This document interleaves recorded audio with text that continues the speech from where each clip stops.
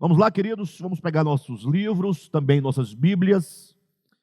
Vamos abrir o livro Nascidamente na página de número 61. Bem, nesse capítulo, o capítulo de número 5, nós estamos tratando, queridos, aqui efetivamente acerca do segundo tema que esse livro propõe, que é a árvore do conhecimento do bem e do mal e o pecado original.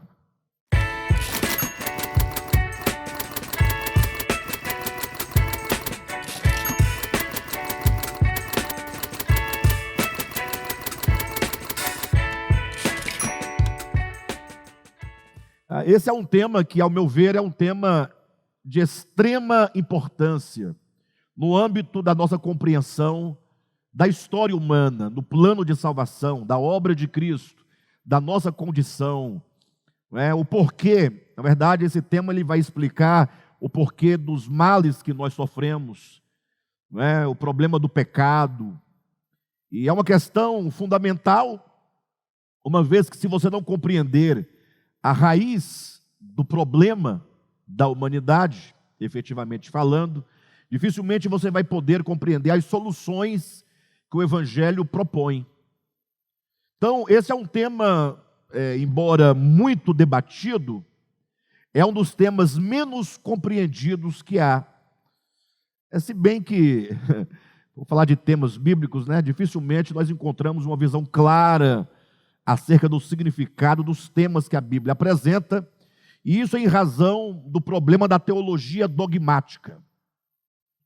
A teologia dogmática é aquela teologia que não leva em conta o sentido orgânico das Escrituras e vai tomando a letra pela letra, ignorando, por exemplo, que a Bíblia ela está escrita em vários gêneros literários, e um deles é o gênero metafórico, simbólico, mítico, que no caso, o caso de Gênesis capítulo 3, que é a primeira menção na Bíblia, na ordem como a Bíblia está escrita, acerca do pecado original, que lá é descrito como estando o homem e a mulher dentro de um jardim, no meio do jardim uma árvore chamada árvore do conhecimento do bem e do mal.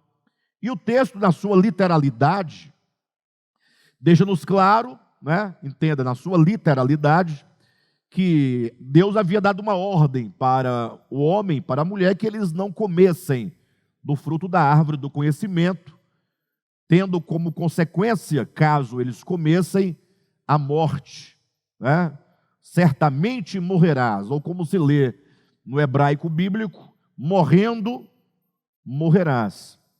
E assim nós sabemos do desdobramento da história, como que o homem e a mulher comeram do fruto, e o pecado entrou no mundo. E a partir daí a história nossa está definida e determinada, e está marcada por todas as misérias consequentes do pecado. Entretanto, esse relato da queda do homem, de acordo com a natureza do gênero literário, que é um gênero mítico, simbólico, esse texto não dá conta de responder, de fato, o porquê que há tanta miséria no mundo. Será que a resposta seria simplesmente porque o homem comeu de um fruto que Deus havia proibido? Então, quando se faz essa pergunta, o porquê dos males que há na terra e que afeta diretamente o homem, os teólogos se levantam agora para dar suas explicações. E até onde nós lemos aqui no nosso livro, que foi apresentado, o primeiro argumento que a teologia dogmática apresenta é aquele argumento que diz que a árvore, lá de Gênesis 3, era só uma árvore. Esse é o primeiro argumento da teologia dogmática, com o argumento que nós do DEVAP não concordamos. Mas estamos apresentando para os irmãos poderem perceber a dimensão do problema que nós vamos enfrentar para discernir o significado da árvore. Então, o primeiro grupo de teólogos vão afirmar que a árvore era somente uma árvore, ela se torna uma árvore especial pelo simples fato de Deus ter proibido que dela se comesse, ou que do seu fruto se comesse. Então, o que nós argumentamos aqui? Ora, Se a árvore era só uma árvore qualquer, que não tinha nenhuma diferença em relação às outras árvores, senão o fato de Deus tê-la separado e colocado uma proibição, então, nesse sentido, o primeiro grupo de teólogos entendem que o homem pecaria pela mera desobediência, né? Deus proibiu, o homem desobedeceu, e agora Deus, em razão do pecado do homem, da desobediência do homem, em razão dessa ação do homem de desobedecer à ordem divina, Deus então teria de matá-lo. E como é que se daria essa morte do homem? Então se daria no processo, primeiro Deus expulsa o homem do Éden, para o homem se tornar um peregrino sobre a terra, sofrendo a dor, a angústia, a lágrima, e então esse homem viria a sofrer a morte física, e no último dia a morte eterna. Tudo isso por causa de quê? Como diz esse primeiro grupo de teólogos, em razão da desobediência. Deus falou para o homem não comer, o homem desobedeceu, comeu do fruto, e Deus agora iria punir o homem com esse castigo. Bem, se for dessa maneira, esse relato implica algumas consequências, né? Entenda isso. Tudo o que você afirma tem consequências, né? Ou seja, se Deus, que é onisciente, ou seja, Ele sabe de todas as coisas, e portanto Ele sabia que o homem havia de desobedecê-lo, e Deus sabia antes mesmo de criar o homem. Pense nisso. E não há pessoa alguma em são juízo, ou com o juízo são, que vai dizer que Deus não sabia, né? Porque aí você estaria agora negando um atributo incomunicável de Deus, que é o atributo da sua onisciência. Deus é sabedor de todas as coisas. Isso pelo simples motivo que, se o tempo e o espaço, né, eles foram criados por Deus, logo Deus é maior do que o tempo e o espaço. Deus estando fora do tempo e fora do espaço, Ele conhece todas as coisas, porque Ele transcende o tempo, Ele transcende o espaço. Então, Deus, sabendo que o homem haveria de comer do fruto, haveria de desobedecer à ordem, mesmo antes de o homem ser criado, Deus cria o homem, coloca lá uma árvore, traz a ordenança, a lei, a ordem para o homem não comer, sabendo Deus que o homem haveria de comer, só para depois matá-lo. Isso não faria de Deus uma pessoa maliciosa, um ser malicioso. Poxa, um camarada que traça um destino fatal para o homem, né? Deus sabia que o homem seria fraco, seria insuficiente, que o homem comeria do fruto, um fruto qualquer, um fruto banal, mas só porque o homem desobedeceu, Deus colocou como uma prova, como um teste, mas um teste cujo resultado Deus já sabia de antemão. Se assim fosse, qualquer pessoa certamente concluiria que Deus seria um Deus mau, um Deus cruel, um Deus perverso, e certamente, para Ele ser Deus, Ele não pode ter tais atributos. A própria Bíblia declara que Deus é bom, que Deus é luz, nele não há treva nenhuma, que Deus é amor, que Deus é graça, que Deus é misericórdia. E, portanto, essa compreensão, essa interpretação, ela está colocada de lado como sendo uma interpretação equivocada. Mas logo surge um segundo grupo de teólogos, que vão dizer, não é bem assim, não é que Deus ameaçou, não é que Deus só queria testar. É verdade, eles vão dizer, é verdade que Deus não ameaçou o homem, que Deus apenas advertiu o homem com respeito ao fruto, porque esse fruto, diz o segundo grupo de teólogos, continha um elemento venenoso dentro dele, chamado mal. Ou seja, se o homem comesse aquele fruto envenenado, o mal, enquanto uma substância nesse fruto, haveria de contaminar o homem. Então Deus estava dizendo, olha, seria mais ou menos assim, um pai pega um bolo, bem confeitado, daqueles de antigamente, que hoje não existe mais, cheio, né, daqueles grãozinhos coloridos, né? aquelas esferazinhas prata que colocava em cima do bolo. Os mais velhos vão entender o que eu estou dizendo, né? Aquele bolo bem atrativo, e colocasse veneno dentro dele, e colocasse no meio de uma mesa, e dissesse para o seu filho menor, seus 2 filhos de 5, 6 anos de idade, dissesse: olha, papai vai sair, mas não coma desse bolo, porque ele está envenenado. Não seria isso, porventura, um engodo? Como é que você faz quando você quer pegar um rato que está na sua casa correndo? Você faz um engodo. Você pega uma ratoeira, arma a ratoeira e coloca o que lá?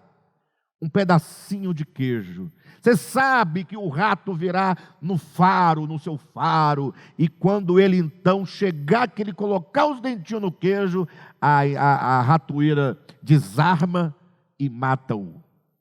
Então, por que Deus faria isso com o homem? Não é? E a primeira argumentação nossa contra esta ideia, que para nós também não favorece a compreensão do significado da árvore do conhecimento, do comer do seu fruto, das consequências do pecado, é o fato de que no universo não existe nada que possa ser identificado com o mal.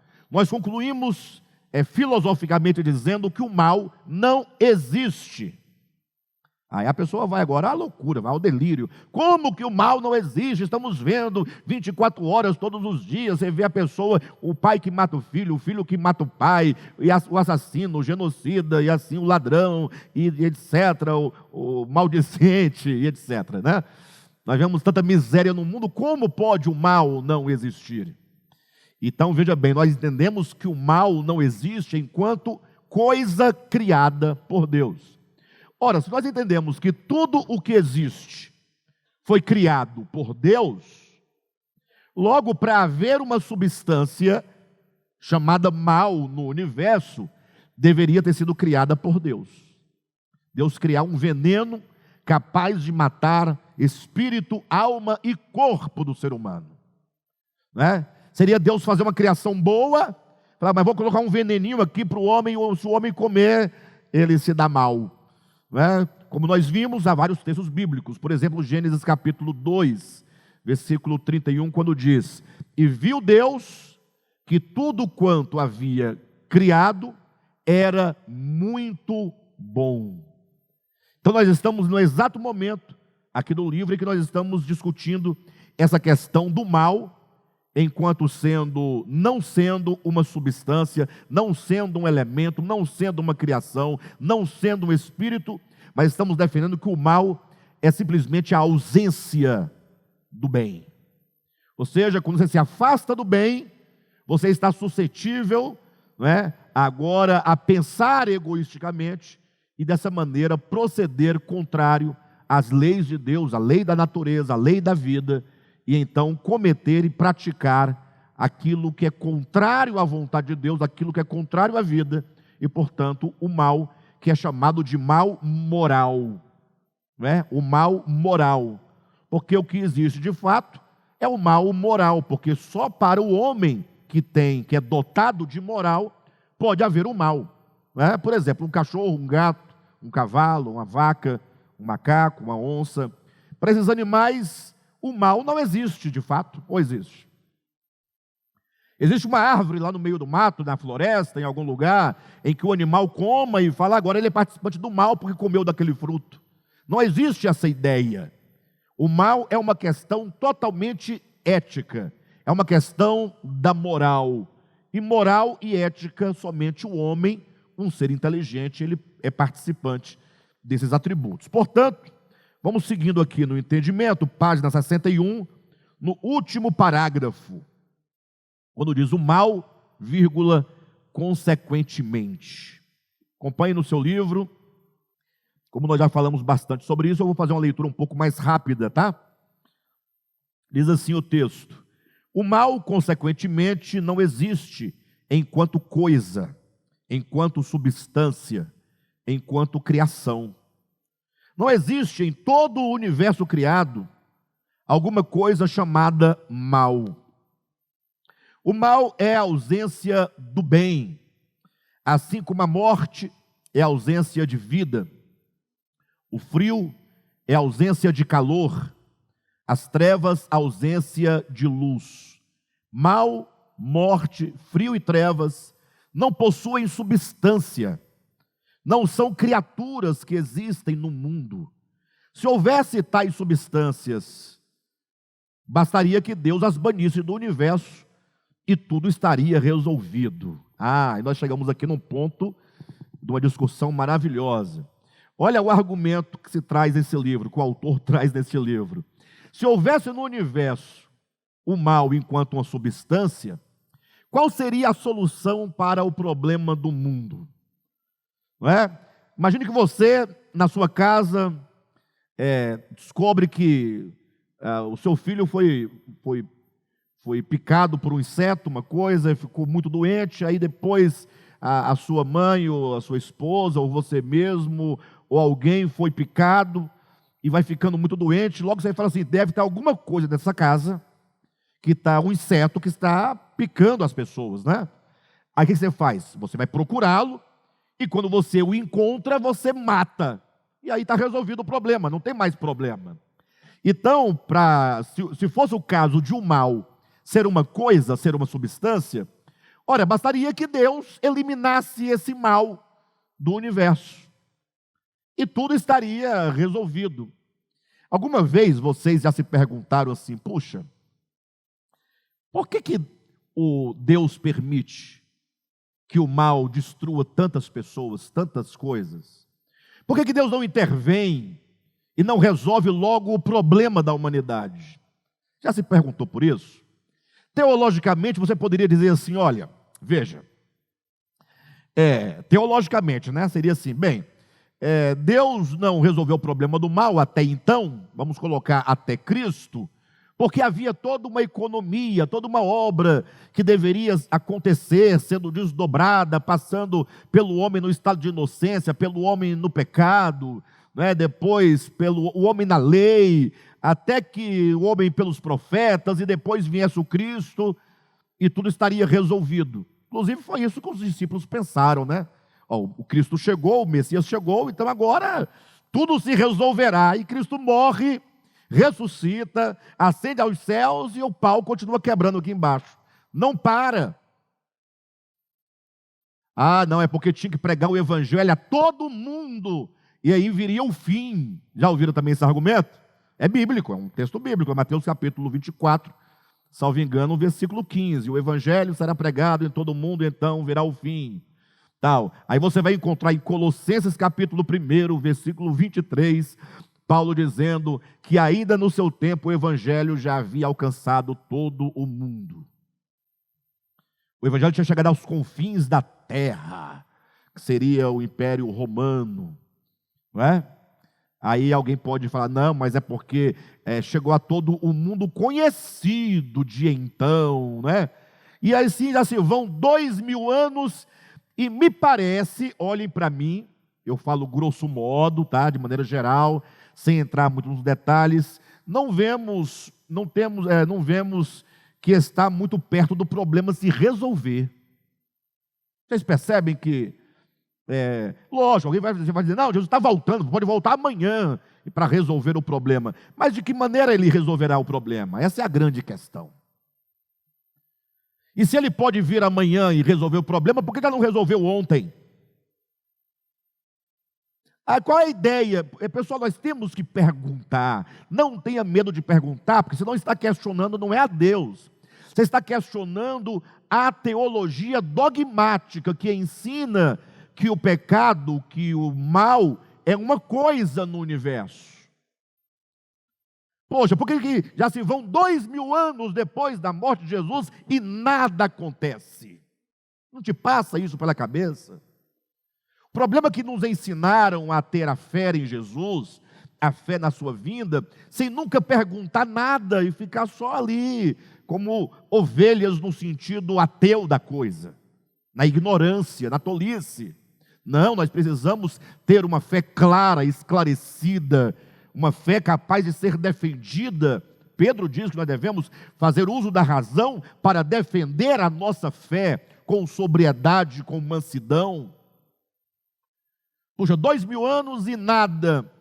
Poderia ter resolvido o problema já há 1000 anos, né? 50 anos atrás. Porque se o problema é o mal, Deus vem, pega o mal, a coisa e tira. Tudo estará feito, tudo estará resolvido.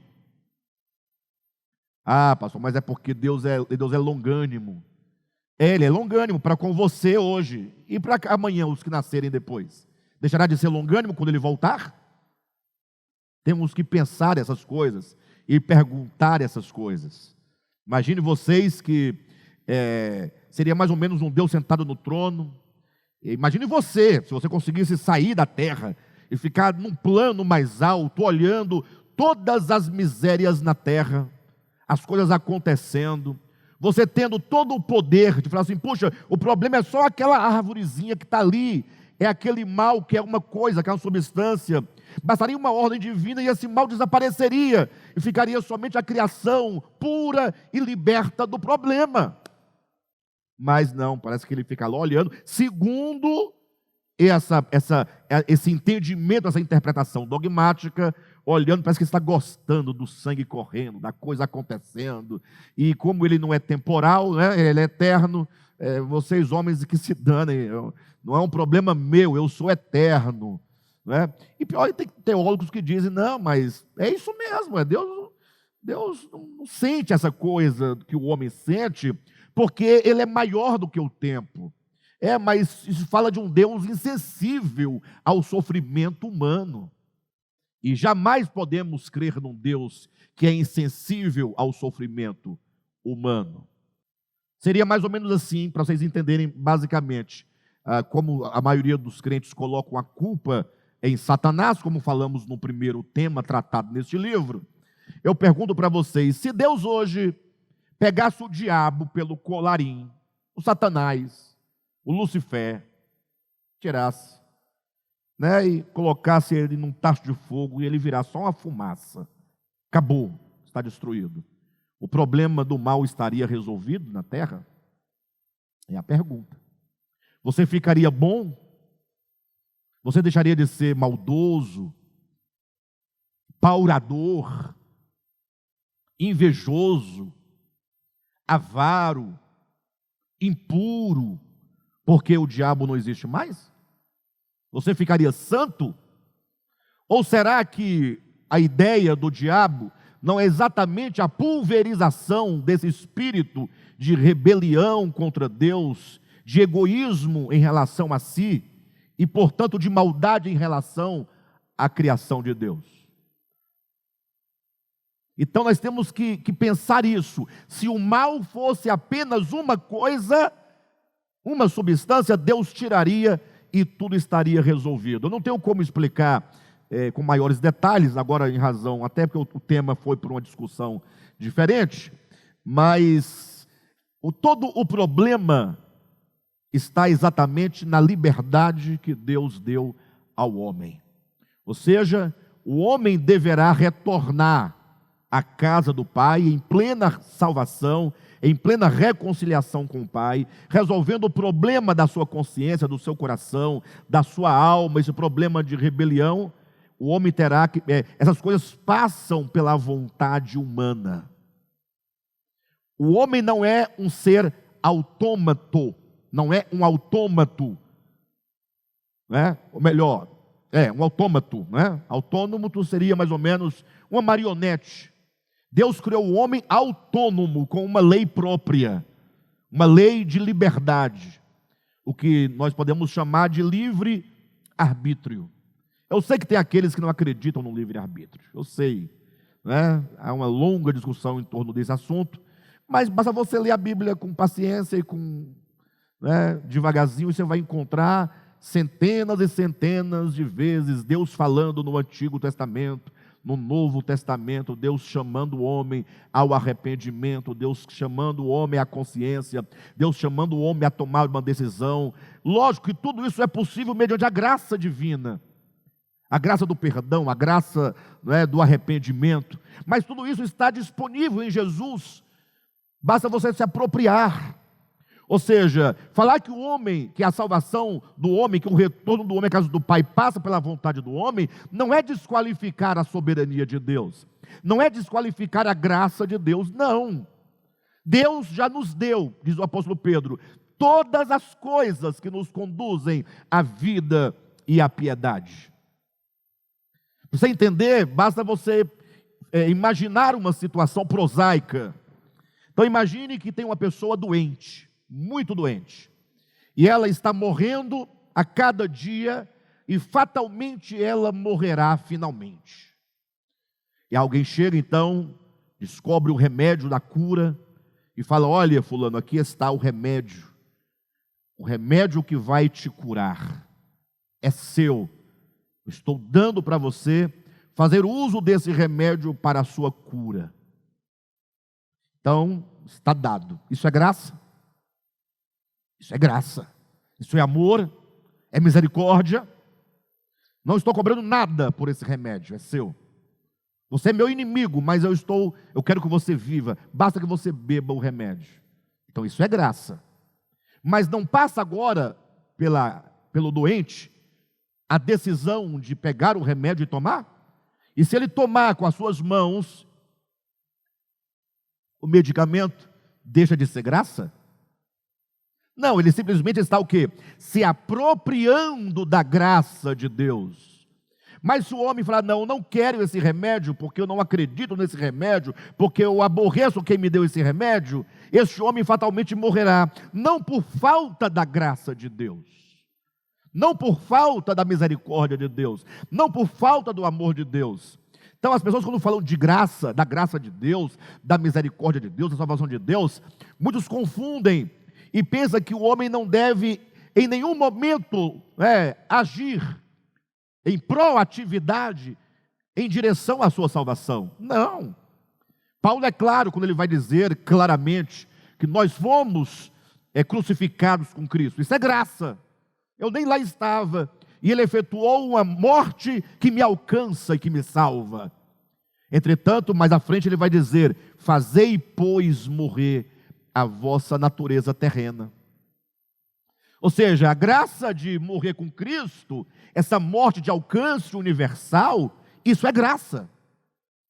Agora, cabe a nós o quê? Nos apropriarmos dessa graça, fazendo, pois, morrer a velha natureza terrena. É Paulo, é ensinamento de Paulo, o mesmo que ensina amplamente acerca da soberania de Deus.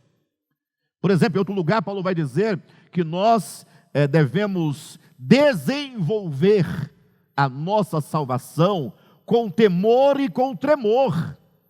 Opa, peraí. Se eu tenho que desenvolver a salvação, logo a salvação é um dom. Mas essa salvação, enquanto dom, precisa de ser o quê? Desenvolvida. E a ordem não é ao Espírito Santo, mas é ao homem: desenvolvei vós a vossa salvação. É por isso que muitos ficam falando: não, mas o Espírito Santo vai fazer a obra. Não, com certeza ele vai fazer a obra. Pronto, isso aí não tenha dúvida. Só que ele só concluirá quando ele acabar de moer você, de tal modo que você vai render-se a ele no âmbito da sua vontade. Então o Espírito Santo ele vai criando circunstâncias, permitindo circunstâncias, para que você vá entendendo que você não é tudo aquilo que você pensa que você é, para ir quebrantando o nosso coração, e quebrantando a nossa alma. Ou seja, eu estou da condição em que hoje eu estou, positivamente, porque Deus tem me disponibilizado a sua graça da salvação. Mas negativamente eu estou na condição em que eu estou, por eu não me apropriar da graça de Deus como deveria fazê-lo. Ou seja, o homem, ele não é um ser inerte, não é um ser que não participa do processo. Sim, ele participa. Por isso que Deus te deu, a cada dia Ele te dá a oportunidade de você decidir, Quando você ouve a palavra, você aprende a vontade de Deus, você ora a vontade de Deus, vem circunstâncias na sua vida, o Espírito Santo te faz lembrar da vontade de Deus, da graça de Deus que opera em você, do poder de Deus que opera em você, e você decide seguir ou não seguir. Não é sem razão que um dos textos mais icônicos para entender isso seria Apocalipse 3:20, quando o próprio Jesus fala à própria igreja, dizendo: eis que eu estou à porta e bato. Imagina você chegando na sua casa e a sua porta está trancada. Seus filhos, sua esposa, trancaram a porta. O que você faz? Fala a verdade. Você fica bem humildezinho, fala, tá bom, eu vou embora. Se você for um cara mais violento, você mete o pé e arromba a porta. Se você for não tanto violento, você procura um chaveiro e manda abrir a porta.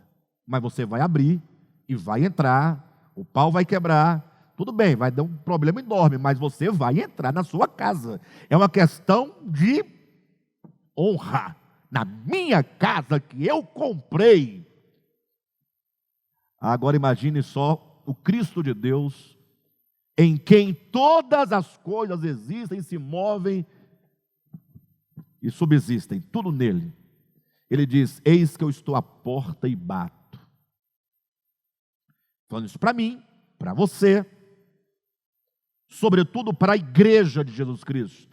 Esse texto de Apocalipse 3:20 pode até ser aplicado aos não crentes, porque o Senhor bate a porta de todos, eu acredito. Mas é um texto que está sendo direcionado à igreja, porque a própria igreja de Jesus, do século 20 e 21, fechou as portas para o Cristo de Deus. Ele fala, olha a condição de vocês, pobres, cegos, nus, miseráveis, famintos, desprovidos. Eu quero entrar no coração de vocês. Então eu estou batendo a porta, chamando, clamando. Aí imagine só você lá de dentro, você calvinista daqueles doentes, extremista, responde para Jesus, olha, fique tranquilo, Jesus, que tu farás a obra. Ele diz, não, estou batendo a porta. Se alguém ouvir a minha voz e abrir a porta, eu entrarei. E se eu entrar em sua casa, eu vou cear com você. Vamos armar um banquete, uma mesa repleta, plena de gozo, de alegria, de satisfação, de vida, de graça. Como explicar isso? Eis que eu estou à porta e bato. Isso só pode significar que você pode ouvir a voz dele. E ouvindo, você pode ainda não abrir a porta. Ou ouvindo, você pode abrir a porta. Ou pode não abrir a porta. Então, o simples fato de ele bater a porta, querer entrar e cear com você, isso é graça. Então, Deus ainda não resolveu o problema da humanidade, como diz o apóstolo Pedro, né? O Senhor ainda não cumpriu a sua promessa, porque Ele é longânimo para convosco, não querendo que nenhum de vós se perca, mas que chegueis ao pleno conhecimento da verdade, à plena experiência da verdade. Ou seja, o problema do mal na humanidade passa pela vontade do homem. É certo que eu acredito, em tudo que eu já li, que eu já refleti, que em algum momento Deus vai acelerar o processo, porque do contrário vai ficar uma coisa interminável, né? Não acabará nunca. Em algum momento o Senhor vai intervir na história, mas de que maneira Ele vai intervir? Estreitando, né, as nossas experiências humanas, a partir daquilo próprio que nós fazemos, permitindo que as coisas aconteçam como deveriam acontecer, não fosse a graça maior e a graça, como eu posso colocar, a graça comum de Deus a todos os homens. Lembra de Apocalipse capítulo 7, quando fala de 4 anjos segurando os 4 ventos da terra, para que nenhum vento soprasse sobre a terra? Imagine só se a terra estivesse entregue às nossas mãos, homens. Já teríamos destruído há muito tempo, sim ou não? Mas há 4 anjos, é uma figura, é um símbolo. 4 anjos retendo os ventos, segurando, é a graça divina dizendo: não permita que as coisas aconteçam como deveriam acontecer. É Deus dando tempo. Não é? É o que Paulo vai dizer também lá em 2 Tessalonicenses, no capítulo 2, não é? Que Deus está aguardando, né? Dando tempo ao homem para que o anticristo, o espírito do anticristo se manifeste só na ocasião oportuna que Deus assim permitirá que aconteça. Quando então Deus for acelerar o processo, é simples, é só Deus começar a falar assim: olha, pode deixar as coisas acontecerem como devem acontecer, pela própria mão dos homens. Aí o círculo começa a fechar, e aí o sofrimento virá sobre a terra. Princípio das dores, grande tribulação, tudo aquilo que é descrito no Apocalipse vai começar a mostrar para o homem que o homem não é. Quando os rios forem afetados, né, de maneira a comprometer a água potável do planeta. Hoje você chega na sua casa, tem água potável, você abre a torneira, você lava a garagem, você toma banho de meia hora debaixo do chuveiro, e água correndo, água potável, né? Mas e quando então essa água potável começar a ficar escassa pela ação e obra do próprio homem? É Deus permitindo. Para quê? Para que o homem, ao sentir sede, ele se lembre que a sua força, o seu braço, a sua inteligência, o seu dinheiro não é capaz de matar a sua sede. E que a água é um dom de Deus, é a graça de Deus, é Deus sendo misericordioso para com o homem, mas o homem tem ido de encontro às benesses divinas, destruindo a própria criação de Deus. E é nesse momento, quando essas coisas começarem a acontecer, que o homem, vendo-se totalmente impotente e incapaz, ele se lembrará do Criador. Porque todo o nosso problema é uma memória escassa, né? O pregador vai dizer em Eclesiastes 12: lembra-te do teu Criador nos dias da tua mocidade. Esse argumento que eu estou trazendo para os irmãos é bíblico, Eclesiastes 12. Porque o que vai acontecer em grande escala, no mundo inteiro, para o homem se lembrar do Criador e se voltar para Ele, acontece na experiência individual de todos os homens. Simples. E Anderson está aqui na minha frente, não tem 35 anos, tem? 35? Olha como eu fui em cima, hein? Você tem cara de 35 mesmo. 35 é um camarada novo, forte, viril, em termos, né?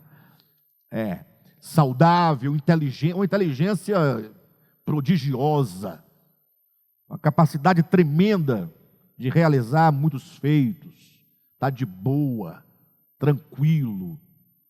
Por que ele haveria de se lembrar do Criador? Por que haveria de se lembrar? Lembra-te do teu Criador nos dias da tua mocidade. Aí o jovem quer saber de Deus por quê? Ele quer tomar uísque com água de coco e energético, né, Gilmar? Uísque de mel, da abelhinha. Ué. Por que o Criador? Para que o Criador? Eu tenho dinheiro, capacidade, força, tal, etc. Aí de 35 chegar aos 40, 45, 50, eu estou no 49 agora, em outubro desse ano. O ano que vem é 50. O Alexandre chegará aos 50 no ano que vem, se Deus permitir. Depois eu vou contabilizar só mais 10. 60, tá bom. Mas se Deus quiser que eu viva até os 120, viverei feliz também. Viverei feliz. Né? Mas de todo modo, chega aos 60 anos, 70, 80. E o que a Bíblia fala sobre o homem quando chega aos 60, 70 anos? A vida do homem sobe até os 70 ou 60. O que passar disso é fadiga e cansaço. Uma coisa nesse sentido. Aí então, chega aos 60, aos 70. Se chegar com saúde, ainda está legal. Mas chegar aos 90, Então, o argumento do pregador em Eclesiastes capítulo 12 é: lembra-te do teu Criador nos dias da tua mocidade, antes que venham os maus dias.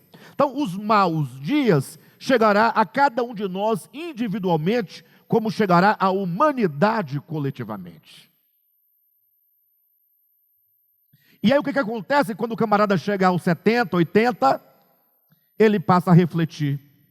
Não tem mais aquela vontade de tomar uísque com água de coco. Não que não possa, não é essa a ideia, tá? Só estou criando uma situação para vocês entenderem. Já não pode mais ao churrasco comer aquela carne que ele gostava tanto. As músicas que ele ouvia já só traz agora somente nostalgia, tristeza, porque lembrar o passado é sofrer duas vezes. Porque é o passado que nos faz sofrer. As memórias tristes nos trazem maior tristeza, as alegres nos trazem saudade, e não estão mais aqui, eu não posso, né? É tristeza também, saudade é tristeza duas vezes. Então, vai acabando as forças, para se levantar da cadeira, as pernas já não têm tanta força, daqui a pouco está usando fralda geriátrica. Isso se não vier o Alzheimer, o mal de Parkinson, se não vier a próstata inchada, se não vier um câncer, se não vier um derrame, você ficar paralítico, paraplégico, sofrimento. E é nessa hora que o homem começa a perceber o quê? Que ele não é nada. E aí nem os filhos mais... o pai foi muito bom, mas agora o pai só serve na época da força, do dinheiro. Depois não serve mais para nada. Aí o filho joga no asilo, ou então vai cuidar dele, mas aquele cuidado com desprezo. É uma dificuldade, é muito difícil. Eu peço a Deus não permitir que eu chegue numa situação dessa. Eu peço, Senhor, não deixa. Se ele achar que eu devo, por algum motivo, certamente eu vou aprender alguma coisa. Mas eu vou fazer de tudo para não precisar. Eu quero falar assim, eu vou me quebrantar agora. Quebrantar agora. Porque um pai sendo cuidado por um filho, e o filho empurrando o pai, reclamando, porque fez xixi na calça, fez não sei o quê, está fedendo, está não sei o quê, porque não é fácil. Vocês estão entendendo? Agora, eu já vi gente cuidar do pai muito bem, ou da mãe, eu já vi. Mas aí é porque o velho tinha dinheiro. Aí era a briga entre os filhos para saber quem ia cuidar. Quando o pai e a mãe, na idade avançada, têm dinheiro, todo mundo quer cuidar. E eu me lembro de uma situação que tinha um homem que tinha muitos bens, um cara era bem de vida e chegou numa situação dessa, e foi aquela briga para cuidar, vai ser eu, não vai, eles brigar, hoje é na minha casa, amanhã é na sua, e puxava o velho, beijava o velho, abraçava o velho, e aquela coisa, meu papai para cá. Aí, uns 6 meses brigando, descobriram que ele não tinha mais nada, que ele tinha... Aí agora a briga foi para empurrar de volta, fica com você. Não, você falou que você queria, agora é seu. E ninguém mais queria. Para provar o que é a vida humana. Aqui na terra as coisas são assim, desse jeito. Não significa que não haja aqueles pouquíssimos que cuidam com amor, né? Cuidam com amor, com carinho, tem. Mas os casos são muito raros. Então, assim como o pregador vai dizer, antes que venham os dias maus, e aí ele começa toda uma descrição do declínio da existência, né? O homem ficando cada vez mais fraco, mais débil, debilitado, até a sua morte.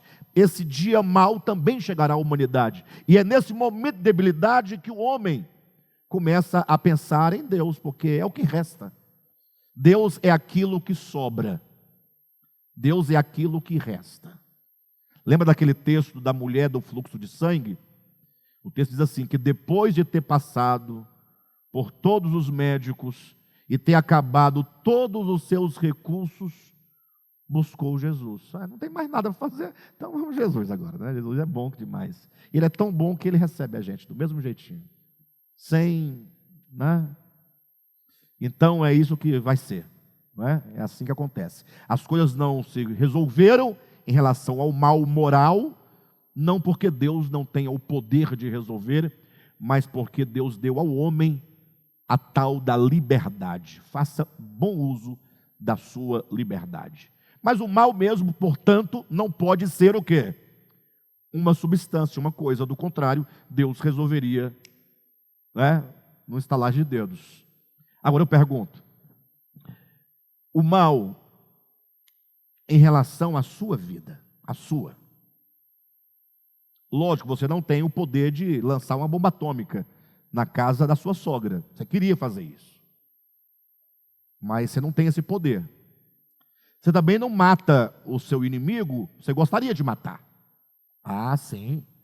Porque existem leis que te impedem. Você fala, poxa, eu não quero ser preso, então eu não posso matar. De vez em quando um camarada perde o juízo e mata, né? Depois, quando cai em si, está preso. Mas como você é uma pessoa mais equilibrada, você vai medindo as consequências. Imagine se não tivesse lei nenhuma que te impedisse de matar uma pessoa. Você não vai ser preso, não vai ser nada, você é só matar. Você teria matado quantos? Pensa um pouco. Nós somos contidos por vários mecanismos. A lei humana é uma delas. As consequências, as penas, né, vai nos impedindo de fazer o que nós gostaríamos de fazer e não podemos, porque melhor sofrer vivo ao lado do inimigo do que ele morto e eu preso na cadeia. Eu sei que é um discurso meio duro, mas pensa um pouquinho, não é? Então eu pergunto para você, esse mal moral dentro de você, você sabia que Deus quer resolver ele agora? Que não é demora divina? Deus nunca demorou um segundo para querer resolver o seu problema do mal no coração. Não. Deus quer resolver agora. Por que Ele não resolve? Onde está o problema? Onde está o empecilho? Já viu alguém orando, Senhor, me transforma? Já viu? E por que Ele não transformou ainda você? Você pede para transformar. Eu já vi gente aqui na igreja, no Devap, Jesus, me transforma. E passa um ano, passa 2 anos, passa 5 anos. O camarada está piorando, está piorando, está piorando. Piorando, não está nem estável não, está piorando. Então, ou Deus não existe, ou Ele é surdo, ou Ele não quer. Esse mal moral dentro de nós, dos vícios, da avareza, da impureza. Por quê? Você já orou a Deus, Senhor, me liberta disso? E não dá nada, dá nada, dá nada. Por que não resolve? Não resolve porque você ainda não se decidiu em se apropriar da graça de Deus. No momento que você fizer abraçar o Evangelho, e custe o que custar a você, você sofrerá muito, porque o Evangelho destrói o nosso ego, destrona o nosso ego, e não tem dor maior do que a dor do não ser. Nós temos muitas posses, estamos agarrados, estamos presos. O maior bem para nós é o que hoje? O maior bem é o dinheiro. Não tem coisa mais preciosa do que o dinheiro. Faz um pix para mim aí agora. Ei, pessoal, fala a verdade. Quantas famílias são destruídas por causa do dinheiro? Casamento destruído por causa do dinheiro. Morreu o pai, morreu a mãe, só ficaram os filhos. Agora é hora de se unir, né? Fazer valer o que os pais ensinaram. Não, vamos brigar.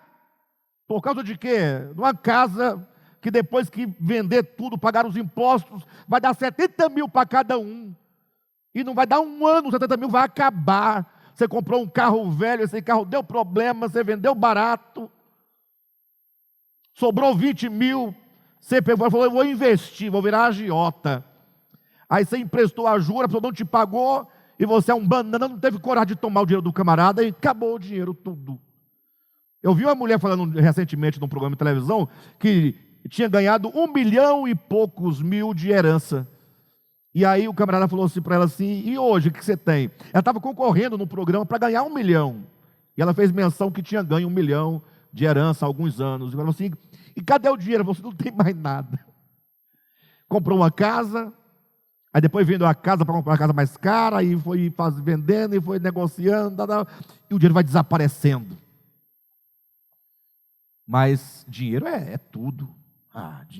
Deus é uma coisa que ninguém está vendo. Agora o dinheiro eu estou vendo. Esse é o nosso problema. Para falar do dinheiro e a quantidade de outras coisas nas quais estamos agarrados. Fala a verdade, pessoal. O problema não é só o dinheiro é um problema entre outros. Me transforma, Senhor. Me transforma, como se Ele não quisesse. E você é o bambambam, né? O santo, profundo. Me transforma, é tudo o que eu quero. Mas vamos ler mais um pedacinho aqui. Não vamos sair nem do lugar onde nós começamos hoje, né? Página 62. Primeiro parágrafo lá em cima. O mal é a ausência do bem, assim como a morte é a ausência da vida, o frio é a ausência de calor, as trevas a ausência de luz. Mal, morte, frio e trevas não possuem substância, não são criaturas que existem no mundo. Se houvesse tais substâncias, bastaria que Deus as banisse do universo e tudo estaria resolvido. Por não compreender essa verdade, ou por não a admitir, é que há quem defenda a existência do mal como algo necessário para o cumprimento do propósito de Deus, como forma de explicar o porquê de sua atuação no mundo até os dias de hoje. Guerra, fome, mortandade, genocídio, lágrima, angústia, sofrimento, dor, teriam sido o único caminho possível, traçado pelo amor que não teria sido capaz de vislumbrar outros meios de ser glorificado. Visão bem típica daqueles que não conhecem a Deus em Cristo no Antigo Testamento. Ou seja, sendo o mal uma substância, Deus o teria criado e estaria a fazer uso de sua existência, da existência do mal, para fins do cumprimento de sua vontade e propósito. Então, qual que é o argumento? Deus falou, para eu ser glorificado, eu tenho que construir um veneninho, né? Do contrário, eu não teria como ser glorificado. Mas essa é uma visão equivocada. Deus o teria criado e estaria a fazer uso de sua existência para fins do cumprimento de sua vontade e propósito. E tudo isso baseado numa visão equivocada acerca da soberania de Deus. Olha que é a questão fundamental. E tudo isso a partir de uma visão equivocada sobre a soberania de Deus. Então estamos tocando aqui num ponto fundamental. Hoje mesmo, eu assisti a um podcast, não sei se o podcast é de hoje, mas é recente, de um pastor calvinista, dizendo que Deus, ele faz uso do mal para alcançar o seu propósito. E que Deus, fazendo uso do mal, não torna Deus mal. Olha o argumento dele.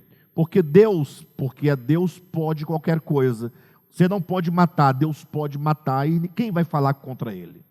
Aí ele foi citando, ele falou assim, quantos cachorro, gato, macaco, cavalo, bois, tinha dentro da arca?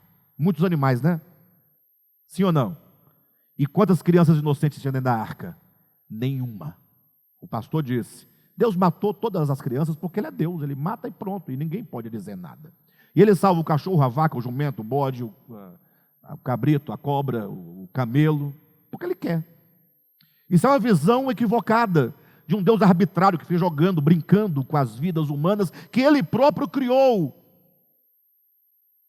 Então, é preciso entender a ideia da soberania de Deus. Deus não precisa criar esse circo todo para ser glorificado.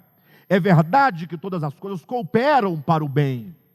É verdade que o mal, enquanto um mal necessário, faz parte da criação, da história de Deus com a criação. Mas não que Deus tenha decidido por ele ou criado o mal para ferir a sua própria criatura. Vejamos bem a questão da soberania de Deus. Seguindo a leitura na página 62, terceira linha de baixo para cima, diz assim: esquecem que, sendo Deus soberano, pode muito bem criar criaturas livres, capazes de escolher amá-lo ou não amá-lo, de servi-lo ou não servi-lo. Esse argumento é tremendo, né? Porque qual é o problema do argumento da soberania de Deus? Os que defendem a soberania em tons calvinistas. Ele fala, olha, o homem não tem liberdade alguma.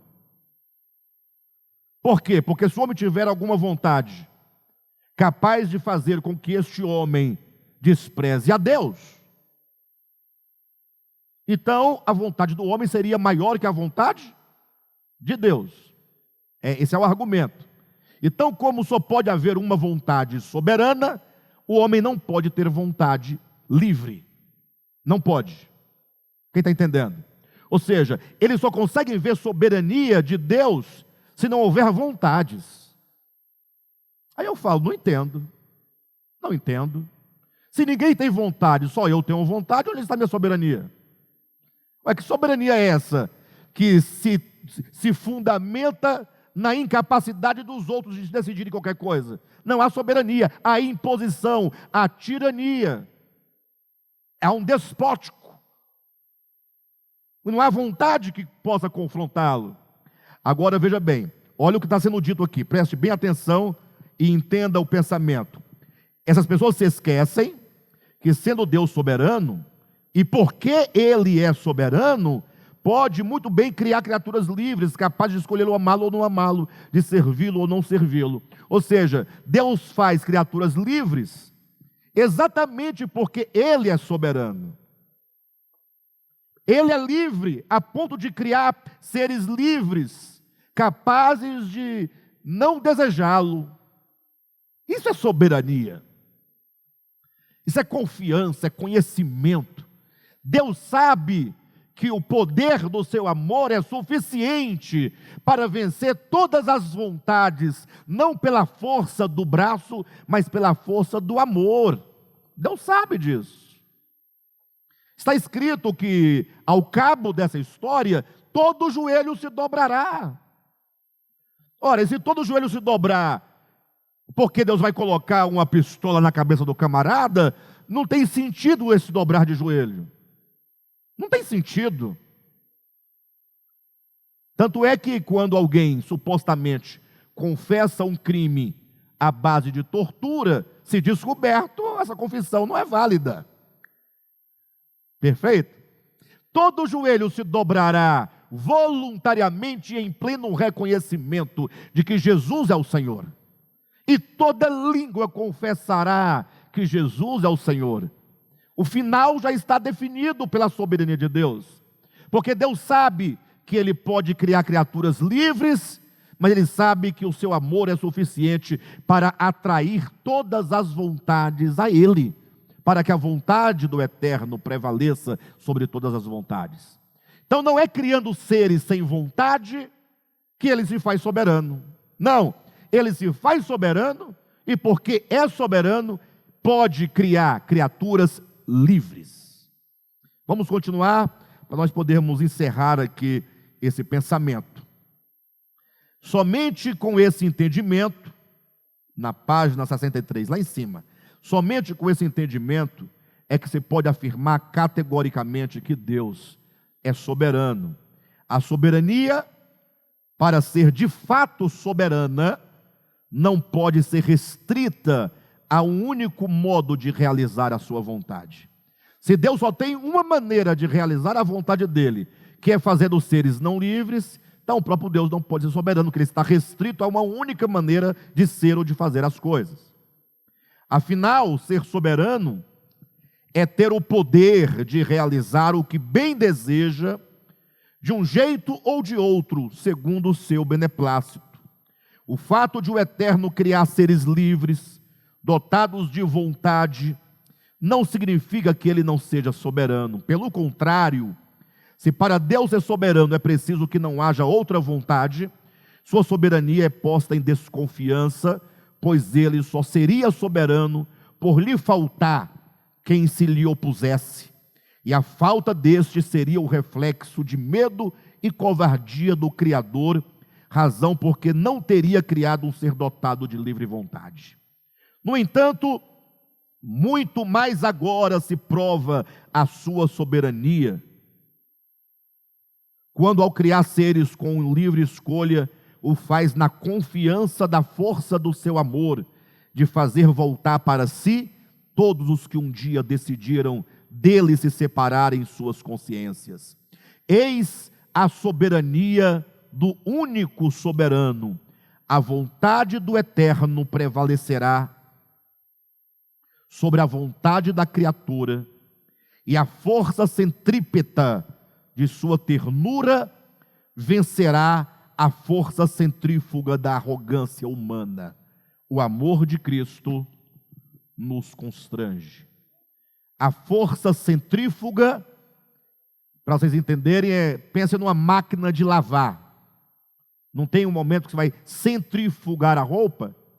E o processo de centrifugar não é um giro que se faz lançando as roupas para as extremidades?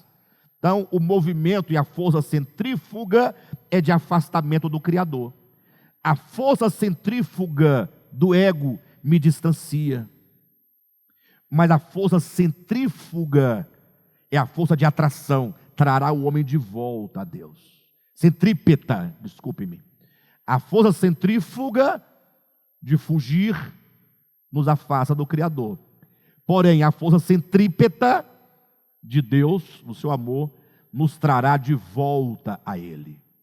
Esse jogo de forças, ele só existe mesmo para o homem. Deus está completamente sereno, desde antes de criar o homem, ao criar o homem, depois de tê-lo criado, neste momento, porque Ele sabe do final de todas as coisas. O amor de Cristo nos constrange. Ele é soberano, porque Ele pode fazer um homem livre e pode tornar o homem a si, não por qualquer outro meio, senão pela força e atração do seu amor. Que maravilha! A soberania de Deus fica muito mais gloriosa agora, bela, porque antes era só mesmo um tirano, um déspota, dizendo só eu posso, vocês não podem absolutamente nada. Então Deus faria, se fosse assim, seria um tanto de autômatos, marionetes na mão dele. Mas não, é totalmente o oposto. Ok, pessoal? Próxima quarta-feira, né? Vamos concluir agora. Falta só um trechinho, bem pequenininho, tá? Bem pequenininho. Página 64 diz: o mal, portanto, é um estado de consciência essa que se privou do bem por se afastar volitivamente, por vontade própria, da fonte de toda bondade. Então, logo o coração exódico, coração que saiu, né? Coração que se afastou de Deus. Então, logo o coração exódico retorna para Deus, o simples movimento em direção à divina e única essência faz desaparecer a ilusão do não ser, e a bondade do supremo bem preenche o vácuo do nada, que até então era tido por uma consciência no coração, por uma existência no coração orgulhoso do homem perdido. Destruída a ideia de um Deus, ou de um suposto Deus caprichoso, mau e poluto, voltemos à árvore do conhecimento do bem e do mal. Até aqui, o que nós fizemos? Nós desconstruímos as falsas ideias acerca de Deus. Até aqui, nós não asseveramos que Deus é mau. Não. Não dizemos absolutamente que Deus é malicioso, que Deus é perverso, que Deus é cruel. Não dizemos isso. Pelo contrário, nós apresentamos os pontos de vistas da teologia dogmática, que se fossem corretos, faria de Deus um Deus mau, um Deus poluto, um Deus malicioso, um Deus cruel, um Deus vingativo. Mas como tudo isso é apenas uma visão equivocada, nós vamos, a partir de quarta-feira que vem, defender então aquilo que todo mundo quer saber. Se a árvore não era uma mera árvore, se a árvore não estava envenenada com o mal, então o que é a árvore do conhecimento do bem e do mal? Então, a partir de quarta-feira que vem, vamos começar a construir. Vamos mostrar o que nós entendemos ser a árvore do conhecimento do bem e do mal, o que é o fruto da árvore do conhecimento, o que é o comer da árvore do conhecimento, e como isso se deu e como isso continua a acontecer até os dias de hoje, tá bom? Espero por vocês na próxima quarta-feira, não desanimem e vamos prosseguindo, tá bom?